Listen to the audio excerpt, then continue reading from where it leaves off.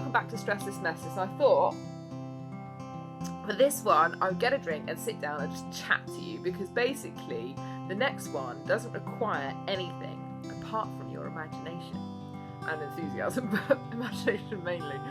So basically this is the imagination game. This is literally imagine.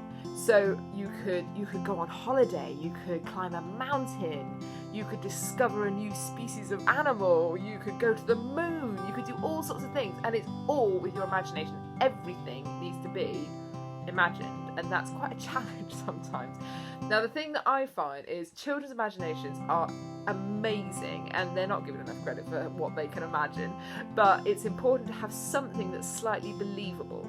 So say for instance, if you were swimming underwater, it's probably best not to be able to talk underwater, because it's like that's the thing that sort of makes it a little bit believable, and sort of or breathe underwater or whatever. That's just an example. And like, you know, if you're going up a mountain, then you're going to need to dress warmly. And again, this is all imagination, but it's just being realistic about certain things, and it helps to just like fuel the imagination a bit more. So I remember one time doing this with like a class of 4-year-olds or 4 or 5-year-olds, and we did an underwater adventure.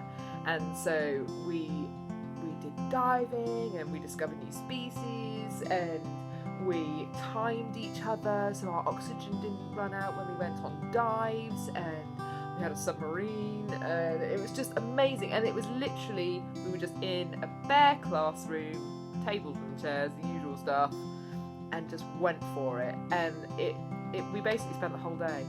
I had sort of like groups each time, and it was just so much fun, and the children really enjoyed it. And at first they were a bit like, oh, what are we doing kind of thing, but as you get into it they will too. And there was another one where I fancied, it was a rainy day, and so I was like, let's go to the Bahamas or Barbados or somewhere really sunny. And so, you know, you can pack your suitcase and get on the aeroplane and make sure you don't miss your flight, and you can be as detailed or as vague as you want to, and you can just really go for it.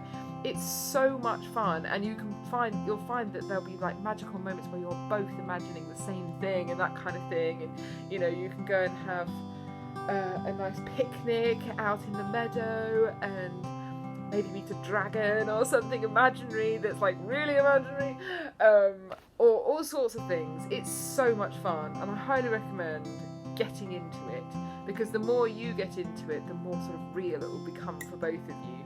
It's really good fun. Enjoy it, make the most of it, and have imagining time as a treat for both of you. Like if you've wanted to go somewhere like the moon or something, then make it that. You could always sort of ask for suggestions and things, but my one tip is that thing of like keep just a little bit of reality, because actually it will make it more fun. So there we go, imagining. And hey, you know, once the children have gone to bed, you can imagine you're poolside with a nice cool glass of something and that kind of stuff. And actually, if you have a good enough imagination,